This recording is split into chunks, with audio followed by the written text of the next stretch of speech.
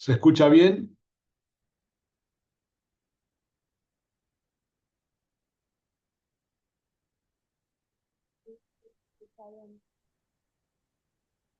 Bien, entonces vamos con los tipos de organizaciones.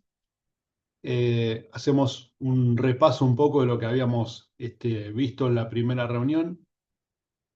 Cuando hablamos de organizaciones, habíamos dicho en un principio, y ahora vamos a profundizar un poco. La primera reunión que tuvimos fue para poner un poco en orden la materia, cuáles son los objetivos, digamos, de la administración, ¿no? El objeto de estudio, que son las organizaciones. Hablamos un poco en términos generales, ahora vamos profundizando un poquito más en esos conceptos que estuvimos viendo.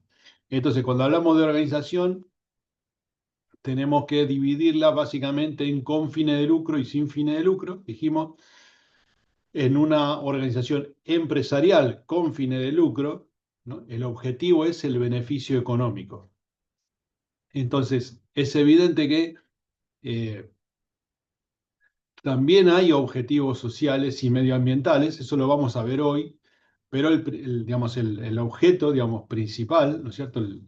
El objetivo, digamos, principal es el beneficio económico. En cuanto a lo que es la organización sin ánimo de lucro, bueno, estamos diciendo que no se persigue un beneficio económico, sino un beneficio social, y que por supuesto hay un alto impacto en la naturaleza, en la sociedad y en los países. Ahora bien, cuando hablamos de este tipo de separación, vamos a ver ahora en estos slides que vienen que no es tan simple, digamos, dividir a las organizaciones en con y sin fines de lucro. Vamos a ver por qué hoy. Primero, vayamos al tamaño. Cuando hablamos de qué es una organización, tenemos que subdividirla. Hay diferentes formas de hacer una subvaluación de lo que son las organizaciones, ¿no? Por un lado, tenemos la parte, digamos, de los volúmenes de facturación, por ejemplo.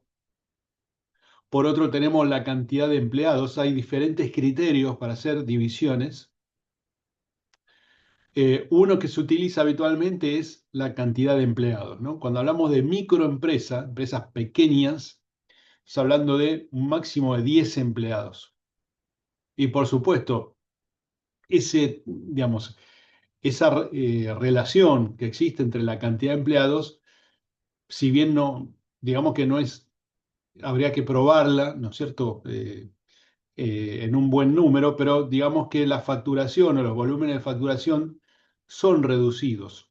Es decir, hay empresas que tienen un volumen de facturación muy grande con muy pocos empleados, ¿no es cierto? Esto se está dando hoy por el hecho de la tecnología y de los avances tecnológicos, ¿no? Entonces, eh, pero la microempresa se caracteriza por este criterio, ¿no? Tener un máximo de empleados, de pocos empleados, y por supuesto, digamos, un volumen de facturación reducido, ¿no? Con estructuras reducidas, activos fijos pequeños. Cuando hablamos de la pequeña empresa, eh, hay un número también de empleados que se referencia, digamos, como un máximo de 50. Si bien no son tan numerosas como las anteriores, digamos, están, digamos, más capitalizadas y la facturación es un poco mayor. La microempresa, digamos, si son, por lo menos en el tejido empresarial argentino, es un número muy importante. Después tenemos la mediana empresa, ¿no? Todo esto, digamos, bajo el siglo de la pyme, pequeña y mediana empresa, ¿no? Eh, entonces, la podemos dividir, digamos, hasta 250 empleados. Esto, reitero, varía en los países, ¿no? La clasificación de la cantidad de empleados varía en los diferentes países porque es obvio que los volúmenes poblacionales son diferentes. No es lo mismo Estados Unidos, no es lo mismo China, no es lo mismo, digamos, esos países que la Argentina u otros que tenemos una población menor, ¿no es cierto? Entonces, por ahí lo que es pequeño y mediano no es coincidente en términos de la medición. Pero básicamente esta es la idea, ¿no? Dividir por cantidad, por ejemplo, de empleados. Eh, a su vez, digamos, hay en la mediana empresa un número mayor de activos fijos, ¿no? Saben qué son los activos fijos, ¿no? Imagino, los activos es todo lo que compone la organización, ¿no es cierto? O sea, toda la infraestructura de la organización, los productos, la materia prima, etcétera. Entonces, los activos tienen que ver con camiones, con digamos, eh, digamos, heladeras, con bueno, todo lo que es máquinas productivas, es decir, todo lo que es la infraestructura es activo fijo. Entonces, la gran empresa que suele mezclar empresas de tamaños dispares, se la considera con una base de algo más de 250 empleados, ¿no? Entonces, dentro de la gran empresa, y para pensar un poco digamos, en lo locality, ¿no es cierto? O sea, podemos decir que hay grandes empresas nacionales, en la Argentina hay grandes empresas, por ejemplo, la firma Arcor, y después tenemos corporaciones transnacionales o multinacionales. Y dentro de lo que son las organizaciones transnacionales, puede haber holdings, o sea, empresas de diferente tipo, agrupadas, multinacionales, empresas que estén distribuidas en diferentes países, donde haya una casa matriz en un país determinado. Es decir, hay diferentes configuraciones. Pero básicamente podemos dividir a las organizaciones dentro de este criterio. Después tenemos en dónde actúan, son los sectores en donde actúan. Tenemos 4 sectores bien definidos. Sector primario, en donde tenemos acá la agricultura, la ganadería, la piscicultura, ¿no es cierto?, la pesca. Estamos hablando de empresas que se dedican a la recolección del producto con un mínimo tratamiento. O sea, estamos hablando de sectores, digamos, un sector que trabajan, digamos, básicamente con la materia prima y hay poco proceso, digamos, dentro, ¿no? O sea, fíjense que este tipo de productos son básicamente conocidos como commodities, ¿no? Es decir, son productos, digamos, de la naturaleza que se extraen y que es muy difícil, digamos, ponerle rostro. Es decir, un producto terminado, un vestido, por ejemplo, un automóvil, se le puede, digamos, se puede hacer diferente, o sea, se puede, digamos, puede haber diferentes modelos, Eso. integrar diferentes piezas. Es el coso este de Por mierda este. favor, cierre el micrófono, por favor. Pasa que no me deja. Valentina, por favor, cerrar el micrófono. Gracias. Entonces, decíamos productos, ¿no es cierto?, en donde le podemos agregar cosas. Cuando hablamos de este tipo del sector, ¿no es cierto?, estamos hablando de soja, de trigo, de maíz, ¿no es cierto?, con lo cual esos productos se transan en los mercados a partir de oferta-demanda por volumen, es decir, ¿cuánto es el precio? Bueno, depende de las toneladas producidas, ¿no? Por eso se llama sector primario, en donde tenemos la recolección del producto con un mínimo de procesamiento, de tratamiento. Después tenemos el sector secundario. El sector secundario engloba a empresas que se dedican a facturación, a la fabricación, perdón, y a la manufactura. Y acá incluye todas esas empresas que transforman materia prima en producto terminado, en un producto diferente. Y el sector secundario es lo que agrega, digamos, valor, ¿no es cierto?, al producto primario, que es importantísimo, ¿no es cierto?, porque en el agregado digamos, de valor, ahí encontramos también la aplicación de mano de obra, trabajadores que puedan agregar valor a la producción, ¿no es cierto? Entonces, el sector secundario, fabricación, manufactura. El terciario incluye a los servicios, tanto públicos como privados, o sea, decir, hay una gran variedad de este tipo. Ya conocemos los servicios públicos, ¿no es cierto? Y los servicios privados hemos dado algún ejemplo en la clase anterior, un estudio de abogados, un estudio de contadores públicos, por ejemplo, son servicios, ¿no? Servicios puntuales, servicios públicos, también hospitales, etcétera. Entonces, el cuaternario, digamos, está relacionado con la tecnología. ¿M? Es decir, de alguna forma, antes estaba, digamos, dentro del terciario, pero hoy la tecnología, digamos, ha generado tanta revolución, digamos, que se lo ha separado incluso por los volúmenes de facturación de las empresas de tecnología, ¿no es cierto? Entonces se le ha dado un sector adicional que es el cuaternario. Bien, en lo que respecta a clasificaciones puntuales, cuando hablamos de organizaciones, también tenemos que tomar en cuenta que eh, las sociedades se caracterizan, ¿no es cierto?, como o sea, digamos, se definen en base a las responsabilidades de quienes las fundan, ¿no es cierto? Es decir, hay sociedades de responsabilidad limitada o anónimas. Es decir, cómo se conforma una organización empresarial que busca lucro, ¿no es cierto? Busca los beneficios económicos. Tenemos sociedades de responsabilidad limitada o las anónimas. En ambas, los socios, imagino que lo pueden ver en derecho, ¿no es cierto? Esto, derecho económico, los socios responden por el capital invertido. Es decir, hay variantes, digamos, a esto que es unas sociedades unipersonales en las que solo hay un socio. Es decir, en realidad, acá hay que separar la idea, ¿no?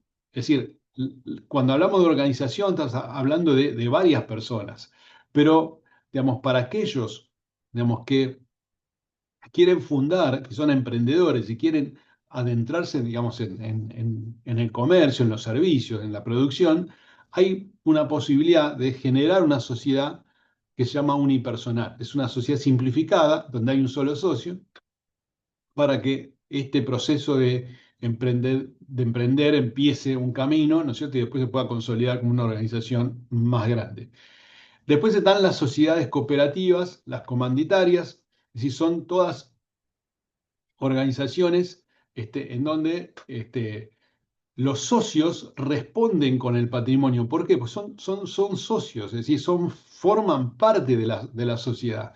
Este, e incluso, digamos, pueden ser trabajadores, ¿no? Las cooperativas son trabajadores organizados de alguna forma. Después tenemos las organizaciones gubernamentales o sin ánimo de lucro, donde podemos encontrar también asociaciones o fundaciones. Por lo tanto, también hay requisitos para formar una asociación o una fundación. Hay que tener una dotación económica inicial, ¿no? Se necesitan 3 miembros, digamos, de mínima, ¿no es cierto?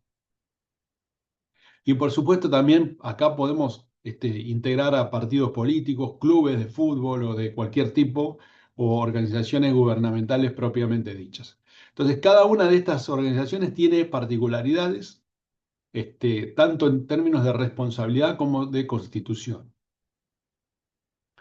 Entonces, vamos a hacer un resumen un poco de todo esto que estuvimos planteando recién. Con fines de lucro buscan generar beneficios económicos. Coca-Cola, Microsoft son dos ejemplos claros. Sin fines de lucro, persiguen objetivos sociales, culturales, religiosos, educativos. Acá podemos tener la Cruz Roja, Cáritas, universidades públicas, Greenpeace, cualquiera de esas.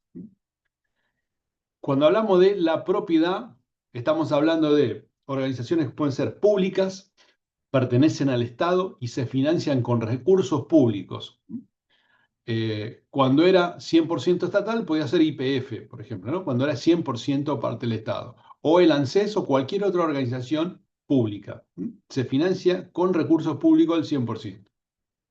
Después tenemos empresas privadas, donde la propiedad es de particulares, ¿no? Y, por ejemplo, Mercado Libre, Arcor, etcétera. Que después, digamos, estas sociedades pueden cotizar o no en bolsa, o sea, pueden salir al mercado, ¿no es cierto?, a vender acciones y por lo tanto asociar personas a partir de las acciones. Cuando uno vende acciones en una organización, lo que hace es conseguirse socios, ¿no? Si yo compro acciones, de alguna forma soy como un socio de esa empresa a la que le compro la acción. Es decir, yo abro el capital, ¿no es cierto?, social y lo pongo a consideración de los stakeholders, que son todos los que forman parte de la comunidad. Los que creen o confían en la empresa van y comprarán la acción.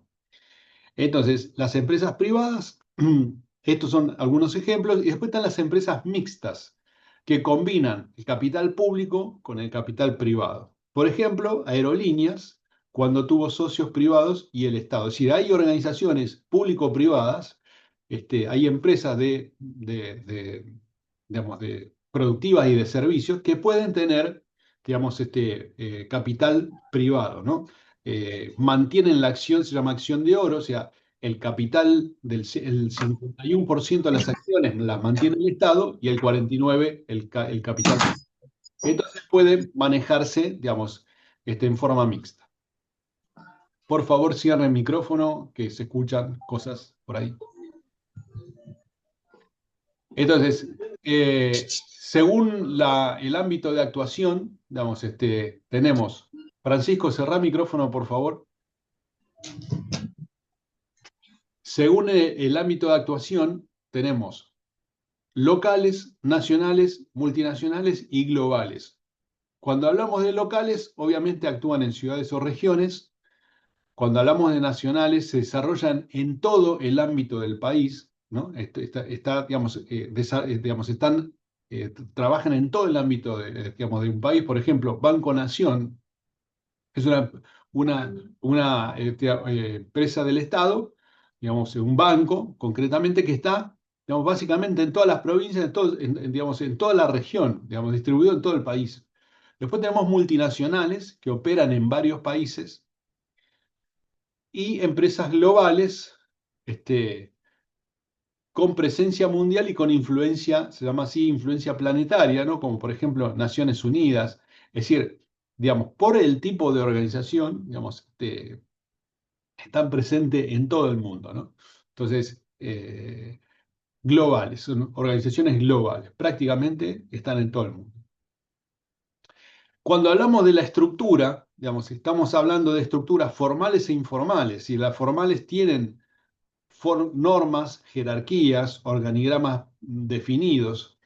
Y cuando hablamos de informalidad, estamos hablando de que surgen de manera espontánea y no hay una reglamentación estricta. Por ejemplo, podría ser un grupo de estudio, un club de barrio que se va improvisando, un comedor, por ejemplo, ¿no? Podemos decir, digamos, un comedor comunitario podría ser una organización informal que está tratando de dar una ayuda, digamos, a la gente, digamos, que no tiene recursos, ¿no? Entonces, podemos también definirlo desde el punto de vista estructural. Cuando hablamos del tamaño, ya lo dijimos, pequeñas, medianas y grandes, básicamente podemos hablar de cantidad de empleados. Como dije, esto varía en los diferentes países. Y cuando hablamos del sector económico, dijimos primario, secundario, terciario y cuaternario. Vamos de la explotación de los recursos naturales, lo más básico, pasando por la transformación de esos productos, de esas potenciales materias primas en productos terminados, servicios y tecnología, que dijimos era un renglón aparte, software, biotecnología, etc. Esto es un poco el resumen, digamos, de los sectores. Acá, digamos, les doy algunos ejemplos, básicamente dos organismos internacionales que tienen características particulares, son organizaciones, digamos, mundiales, ¿no es cierto?, que están conformados por países. Digamos, salen un poco de la estructura que estuvimos hablando, por eso les doy un ejemplo para que se entienda. Uno es el FMI o Fondo Monetario Internacional, que es un organismo creado en el 44-45 y que básicamente tiene como objetivos promover estabilidad financiera, monetaria internacional, impulsar crecimiento económico y empleo y prestar asistencia a los países con problemas de balanza de pagos. También tiene como objetivo brindar asesoramiento técnico y capacitación en temas económicos financieros. Es decir, este tipo de organismo se conforma con países, o sea, los países que se integran, ¿no es cierto? Se hacen socios y tienen, de acuerdo, digamos, al volumen económico que tienen, digamos, una cantidad X de votos en porcentual, en porcentajes. Entonces son 190 países los que se los conforman y cada país aporta cuotas en función al peso de la economía mundial, ¿no? Es decir, a su Producto Bruto Interno y a la colaboración de ese Producto Interno en la economía mundial. Entonces, cada miembro, digamos, integrante, tiene poder de voto en base a su aporte, su capacidad de aportación, y tiene la posibilidad de recibir, digamos, servicios digamos, fondos de acuerdo a lo que estuvimos viendo recién. Argentina es miembro del año 45, básicamente. Y la adhesión formal se aceptó en el 56. O sea, el hecho que uno quiera ser miembro no significa que de un día para el otro se acepte, sino que hay que cumplir ciertas características. Esto es, por ejemplo, una organización mundial o internacional que es diferente un poco a lo que estuvimos viendo. Otro caso, entre comillas, parecido es el BID, que es el Banco Interamericano de Desarrollo, ¿sí? Que es una organización también, es una institución financiera internacional creada en el 59 y que tiene como objeto apoyar el desarrollo económico, social e institucional de América Latina y el Caribe. Entonces, es un organismo que aporta financiamiento a proyectos de desarrollo para la región, desarrollos regionales. Yo, por ejemplo, para contarles algo, tuve la posibilidad de trabajar, digamos, en una fundación vinculada al Banco Interamericano de Desarrollo. Esa fundación recibía fondos del BID, y el objetivo nuestro, digamos, era tratar de generar proyectos emprendedores, o sea, tomar proyectos emprendedores y darles, digamos, una orientación para que se puedan constituir en organizaciones dinámicas, es decir, organizaciones que puedan generar fuentes de trabajo, ¿no? Que se articulen de forma tal de que su proyecto sea sólido y puedan, digamos, el día de mañana ir, digamos, incorporando personal, ¿no? Y ir creciendo y hacer un poco más grandes. Entonces, esa, esa tarea, por ejemplo, que hice dentro de esta fundación, fue financiada por el BID. Entonces, el BID opera como un banco de desarrollo multilateral y la función, ¿no es cierto?, es aportar, digamos, básicamente capital, ¿no es cierto?, a los proyectos de desarrollo regionales, ¿no? Que pueden ser de diferente tipo, ¿no? Es decir, como dijimos, económico, social, institucional. Entonces, los miembros son 48, eh, y hay, digamos, de América Latina, el Caribe, Estados Unidos, Canadá, hay países europeos también que aportan capital y también tienen influencia, por supuesto, en las decisiones. Cada país miembro aporta capital al banco y el poder de voto de cada miembro va a depender, muy similar la estructura, digamos, el ordenamiento interno del Fondo Monetario Internacional es bastante similar en ese sentido, ¿no es cierto? El poder de voto, digamos, depende del aporte que haga cada país. Pero bueno, son organismos que están, digamos, fuera un poco de lo que habíamos definido y tienen funciones, digamos, de financiamiento y de apoyo a los gobiernos, en el caso del Fondo Monetario, y en este caso a proyectos, ¿no? También a organizaciones, es decir, que pueden, digamos, formarse, digamos, para desarrollar regiones, organizaciones, empresas, etcétera, ¿no?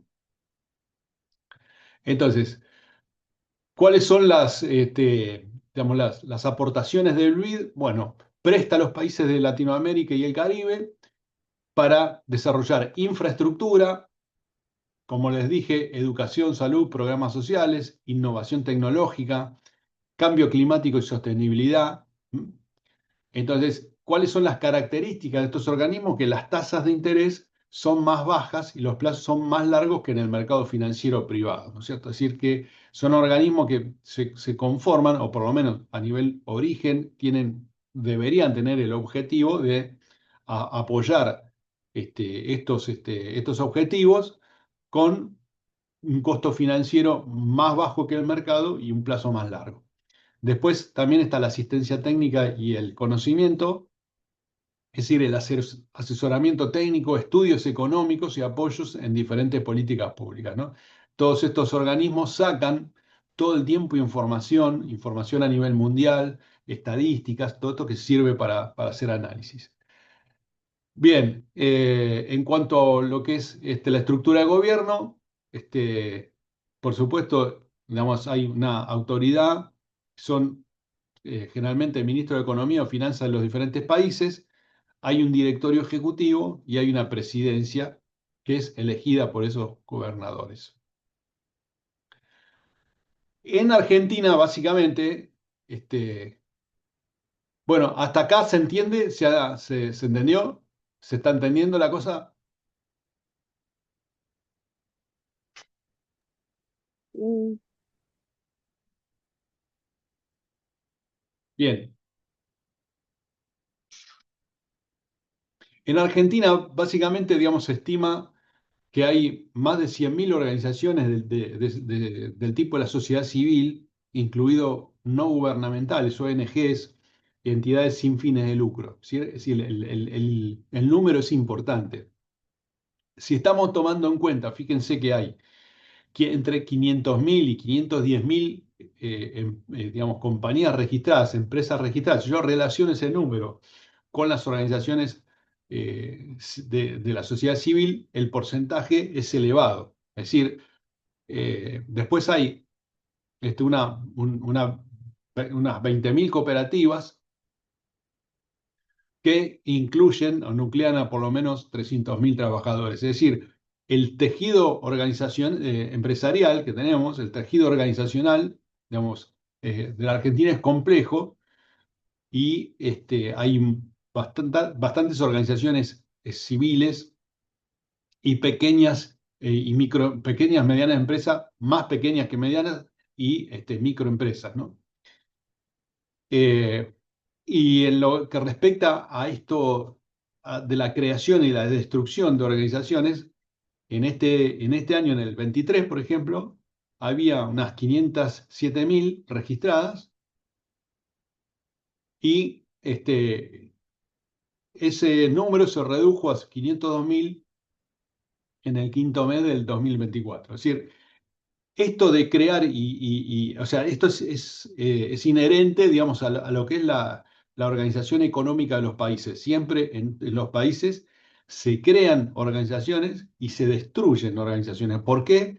Por el cambio tecnológico, porque no están bien formadas, etcétera. O sea, hay movimientos, siempre hay, por un lado, una corriente en donde hay emprendedores nuevos que van creando organizaciones, intentando, digamos, ponerse a trabajar en forma independiente y por otro lado, producto de la economía, del mal manejo, de falta de crédito, etcétera, también hay destrucción, ¿no? O sea, hay creación y hay destrucción. Lo importante de esto es que la tasa siempre sea superior en términos de creación a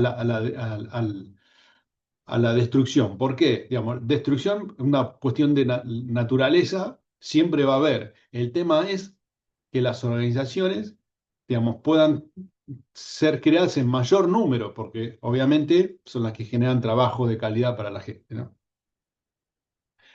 Acá tenemos un dato, por ejemplo, en Argentina, digamos, vemos los diferentes sectores que se abren y se cierran entre el 23 y el 24. Este es un dato solo para que vean este, cómo es la creación de las organizaciones, ¿no? Hay asociaciones y servicios profesionales en este caso o en este periodo fue la que más creció y después más bajo fueron organizaciones vinculadas a la salud o a la administración pública o a la explotación de minas y canteras. ¿Y qué es lo que más, digamos, se destruyó en términos organizacionales o de empresariales? Bueno, la parte de, digamos, intermediación financiera, servicios artísticos y culturales, servicios profesionales, construcción, servicios inmobiliarios, transporte y almacenamiento. Esto es cuando se cae, digamos, un poco lo que es la obra pública, digamos, entonces, obvio, organizaciones de la construcción vinculadas a eso, digamos, pueden desaparecer, ¿no? Entonces, por otro lado, se crean nuevas, fíjense, comercios, en actividades administrativas, en hoteles y restaurantes, todo eso que por allí, saliendo de la pandemia, había quedado mal, se empieza a recomponer, ¿eh? Entonces, esta actividad de creación y destrucción siempre la vamos a encontrar dentro de lo que es, digamos, lo que es la actividad económica de los países y de las regiones. Lo que dije, lo importante es la tasa de creación respecto a la tasa de destrucción. Ahora bien, les hago una pregunta para abrir un poquito el juego en estos minutos.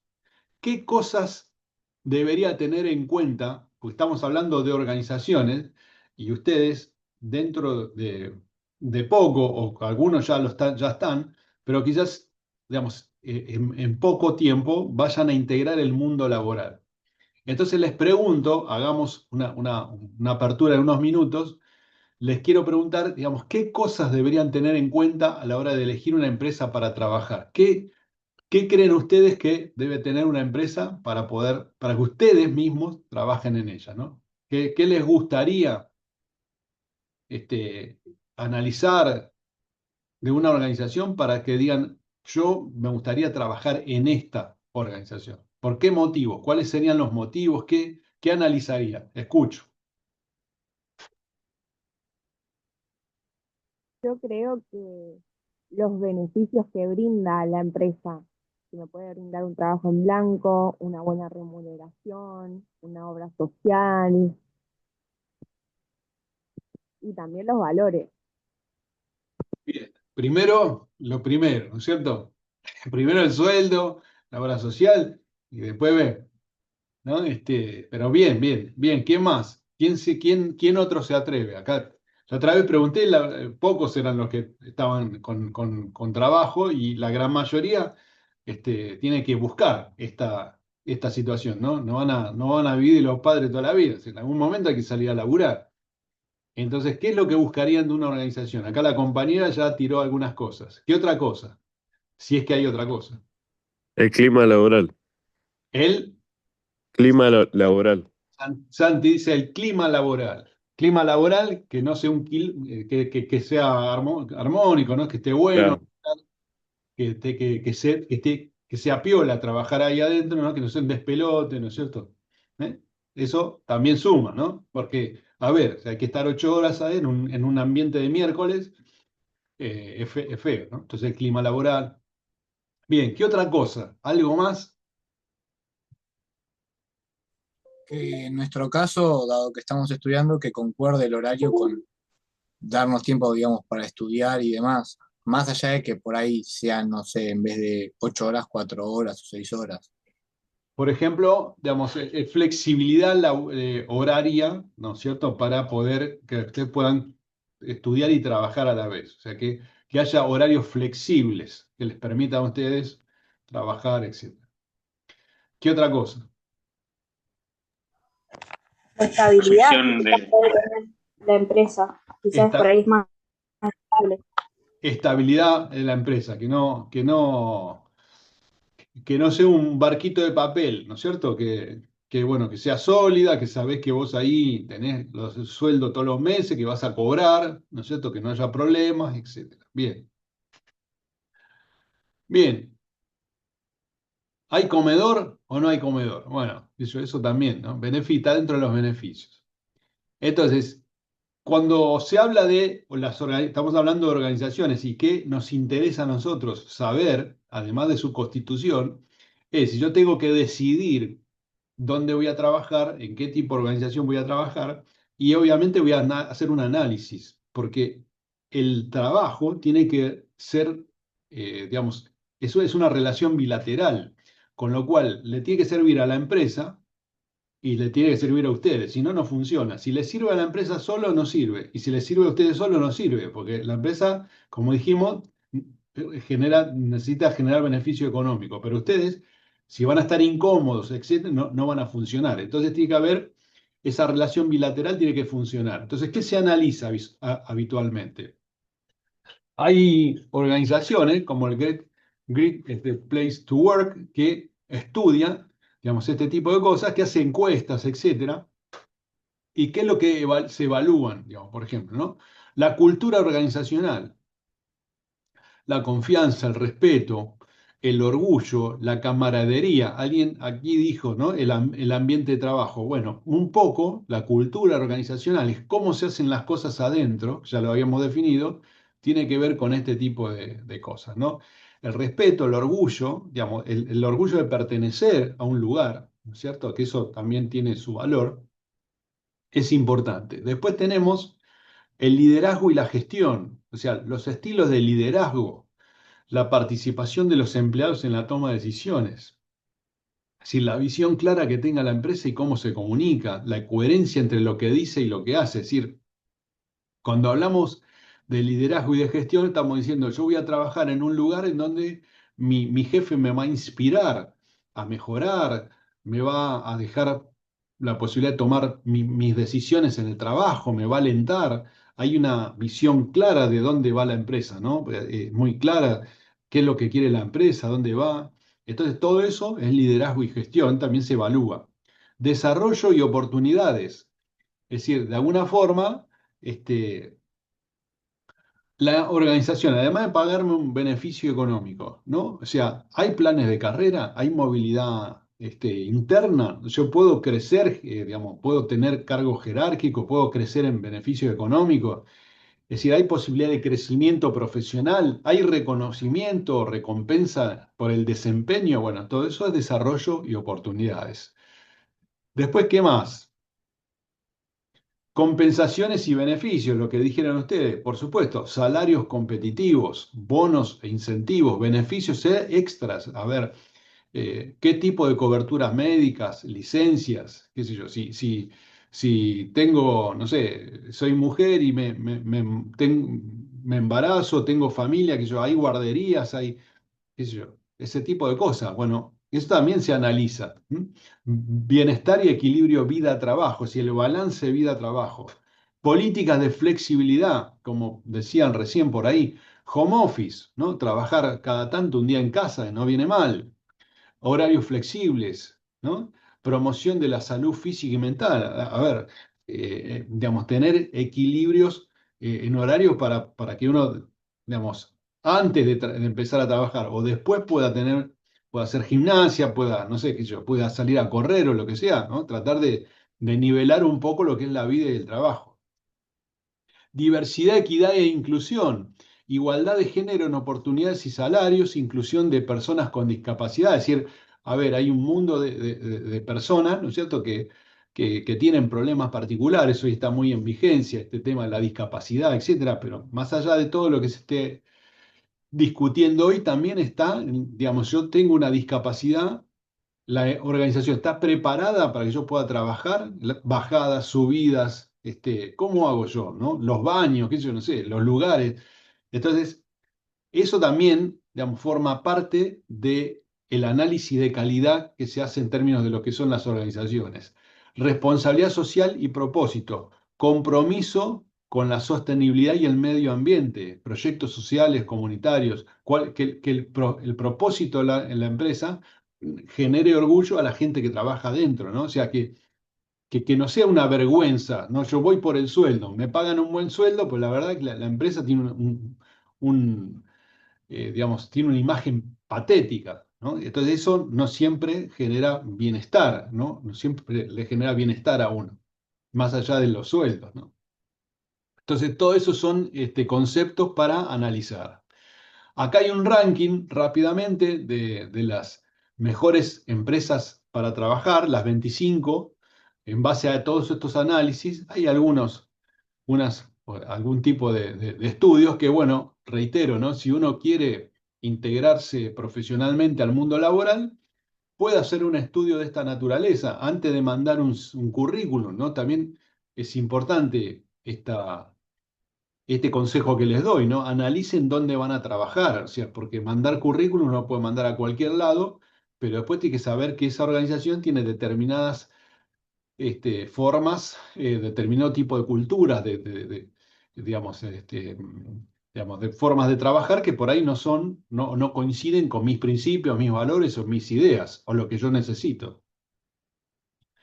En Argentina, por ejemplo, y esto lejos de que estemos de acuerdo o no, etcétera, es un estudio que se ha hecho, digamos, y salen algunas organizaciones acá que dicen ser, de acuerdo a estos análisis, las mejores, entre comillas, para trabajar. Las mejores en base a las encuestas realizadas de los empleados que están adentro, que no necesariamente tengan que coincidir con lo que ustedes piensan.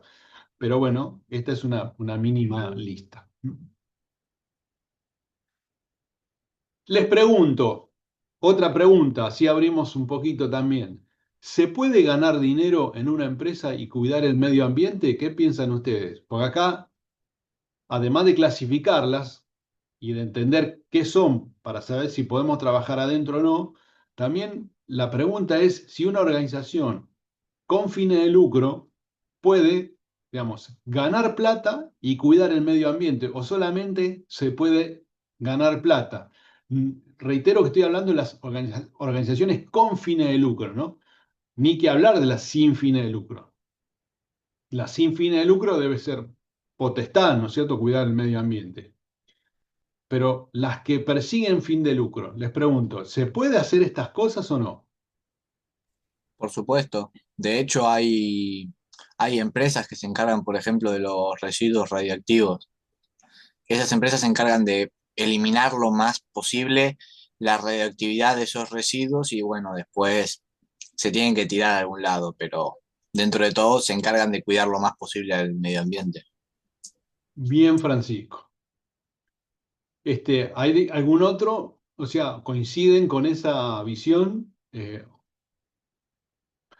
piensan de la mayoría de las organizaciones? ¿Cuida el medio ambiente o no cuida el medio ambiente?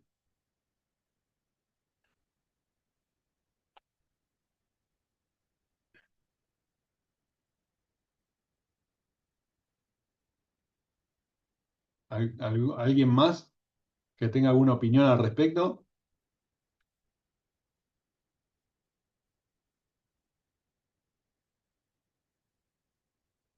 ¿Conocen las empresas B? ¿Han escuchado hablar de las empresas B Corps o las empresas B? ¿Alguien ha escuchado hablar?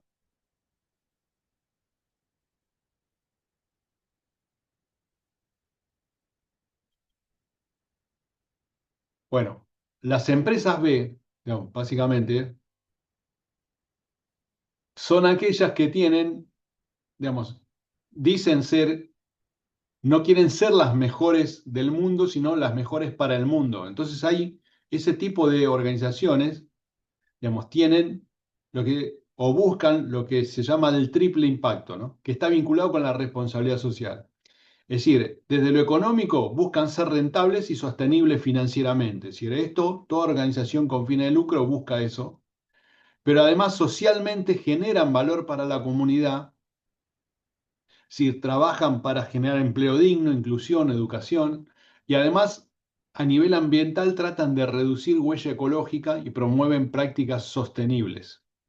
Es decir, no tan solo se busca maximizar utilidades, sino además lo que se busca es contribuir a problemas sociales, a resolverlos y ambientales, ¿no? Entonces, dentro de la estructura de este tipo de organizaciones, estos objetivos, digamos, se incluyen dentro de los estatutos. Es decir, no es una cuestión de verso o de decirlo y después no hacerlo, sino que está dentro de los estatutos de la organización se consideran estos intereses, ¿sí? Que son los intereses para todos, ¿no? Todo lo que es la comunidad, empleados, clientes, etcétera.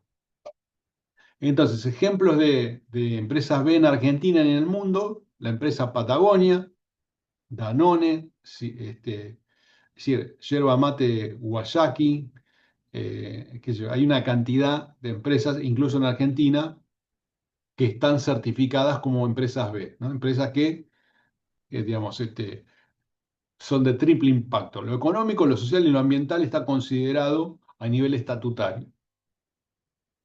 Entonces, una empresa B, digamos, no está determinada por la categoría o tamaño, sino que lo que hace es comprometerse a generar el cambio, ¿no? El cambio en términos de lo medioambiental y de la forma de trabajar para poder producir, generar beneficios y también cuidar el medio ambiente. Entonces, el objetivo es combinar el negocio, porque siguen siendo organizaciones con fines de lucro, con aportes sociales y el cuidado del hábitat donde se desarrolla. En Argentina, más o menos, es aproximado, está ahí, entre 8.000 y 9.000 empresas B certificadas en el mundo, y en Argentina, digamos, hay algunas. Están distribuidas en más de 95 países y en 160 sectores diferentes, ¿no? Alimentos, energía, moda, etcétera. Un ejemplo, digamos, muy notorio es la empresa Natura, ¿no? Muy conocida prácticamente por todos, la empresa más grande del mundo en lo que es esta temática B Corps, ¿no es cierto? Y que de alguna forma trabaja en la producción de de su resultado final, de sus productos, ¿no es cierto? Haciendo, en forma, digamos, combinada o con alianzas con comunidades, ¿no es cierto?, originales. Entonces, lo que tratan de hacer es integrar a las sociedades o parte de esa sociedad y parte de la cultura dentro de su proceso de producción y digamos, de entrega de productos y servicios al mundo, ¿no? En Argentina, dijimos, digamos, hay por lo menos unas 200 empresas certificadas. Es poco, obviamente, para el tejido empresarial que tenemos, ¿no? Dijimos 500.000, estamos en 200. Pero siempre hay que comenzar por algún lugar y es importante, digamos, que cada vez haya más, ¿no?, de este tipo de organizaciones. La certificación, porque para ser empresa B hay que certificar, es una posibilidad, digamos, ese proceso de certificación, ese acompañamiento que se les da, mejora siempre, digamos, toda lo que es la estructura organizacional, ¿no? La diferencia entre lo que es una certificación B y lo que es una ISO, las normas ISO 9000, digamos, por ejemplo, que certifican procesos, certifican calidad, la diferencia básicamente es que las normas ISO certifican la estandarización de un proceso específico. Por ejemplo, atención al cliente, como, por ejemplo, métodos de producción. Si esa norma certifica que las cosas se están haciendo bien, pero en una partecita de la organización. En la certificación B es para toda la organización, todo lo que hace la organización, ¿no? No es solamente un aspecto específico de la organización. Entonces, son todos los procesos de una empresa lo que se revisa para certificarse a nivel B. No, no es una partecita sola. Bien, entonces, finalmente, ya para cerrar estos minutitos que nos quedan, cuando hablamos de los tipos de organización y los ambientes, ¿a quién involucran, no? ¿Cuáles son las partes interesadas? Digamos, por supuesto que hay partes internas y partes externas. Eh, entonces, ¿qué es el ambiente? El ambiente es ambiente interno, ¿no es cierto? Eh, digamos, el ambiente tiene que ver con todo lo que rodea a la organización y lo que se considera que podemos desdoblarlo en dos segmentos, ¿no? El macroambiente y el micro. El macroambiente tiene que ver con las condiciones económicas, tecnología, lo social, lo legal, lo cultural, todo lo que rodea a la organización. Eso es lo externo, lo macroambiente. Y el micro tiene que ver con lo que se llama stakeholders, ¿no? O sea, los grupos de interés que están adentro o satelitalmente, digamos, vinculados a la empresa. Un proveedor, un cliente, competidores, organismos de control, todo eso, digamos, forman parte de los stakeholders, ¿no? Es parte del microambiente de la organización. Lo otro es mucho más amplio. Entonces, acá, a nivel interno, dijimos empleados, ¿no? Los internos son empleados, accionistas, directivos, gerentes de la organización. Esos son los grupos de interés internos. Y bien, entonces, cuando hablamos del ecosistema organizacional, para ir cerrando este tema, digamos, estamos hablando de la interdependencia que se genera entre la organización y esos actores que son internos y los externos, ¿no es cierto? Entonces, ¿qué es importante dentro de lo que es el entorno y el ecosistema organizacional? Que esa interdependencia hace que la organización sea capaz de adaptarse a los cambios en su entorno y al mismo tiempo influir positivamente en ese entorno. Esto de las empresas B que vimos son intentos, ¿no es cierto? Intentos por influir de manera positiva en el entorno. Es decir, cuando yo produzco bienes y servicios y lo hago cuidando el medio ambiente e integrando a la sociedad, vimos el ejemplo de Natura, por ejemplo, eso es influir positivamente en el entorno. No tan solo es buscar el lucro, digamos, buscar el beneficio económico, sino también es formar parte de algo más grande y cuidar el entorno en el cual nosotros vivimos, producimos y hacemos lo que hacemos. Entonces, esto es parte de lo que se llama, y con esto cerramos, responsabilidad social empresaria. La responsabilidad social empresaria tiene que ver con todos estos temas: transparencia, responsabilidad, la ética y lo social, la sostenibilidad del medio ambiente, los recursos humanos y no humanos. Es decir, todo eso tiene que ver con el concepto de responsabilidad social empresaria, que ya lo dejamos definido. Las empresas que generan más basura plástica, por ejemplo, ahí tienen algún ejemplo.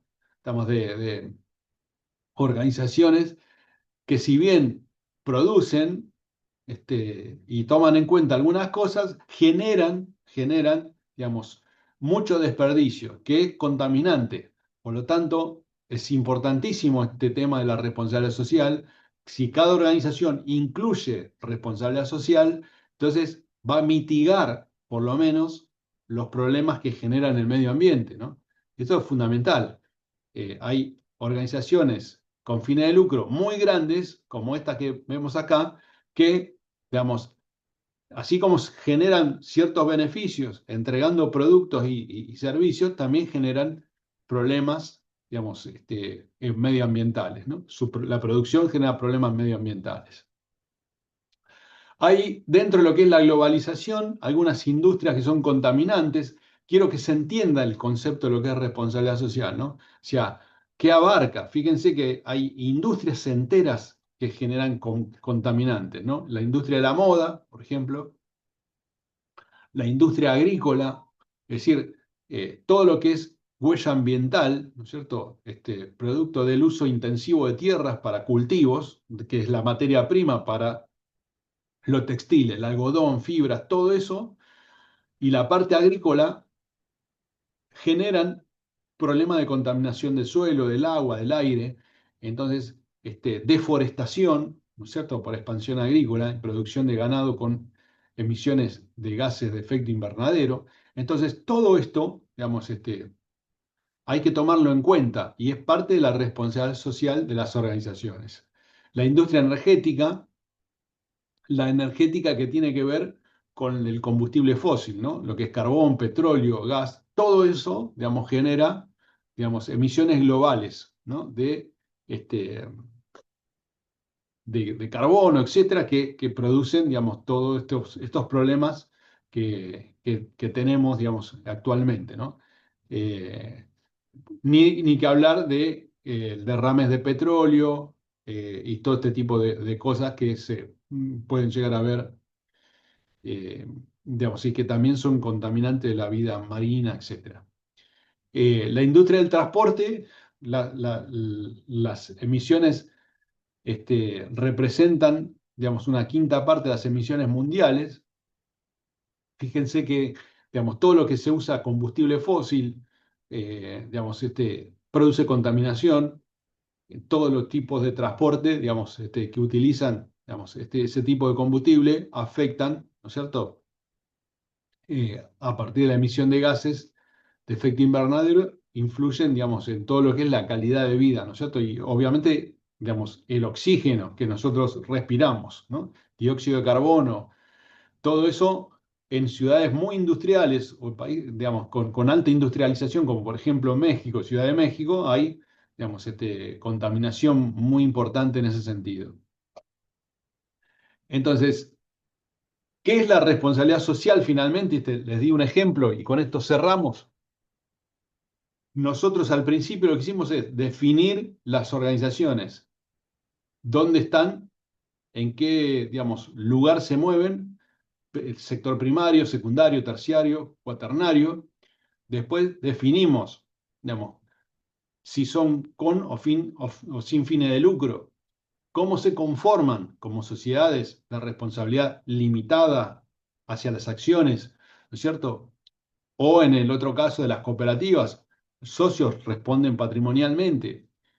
Y después vimos, digamos, puntualmente, y acá estamos mirando, digamos, qué es la responsabilidad social empresaria y qué cosas están haciendo las organizaciones para evitar ser parte de una industria que contamina, ¿no? O ser parte de las industrias que más contaminan. Una forma es hacerse empresa B.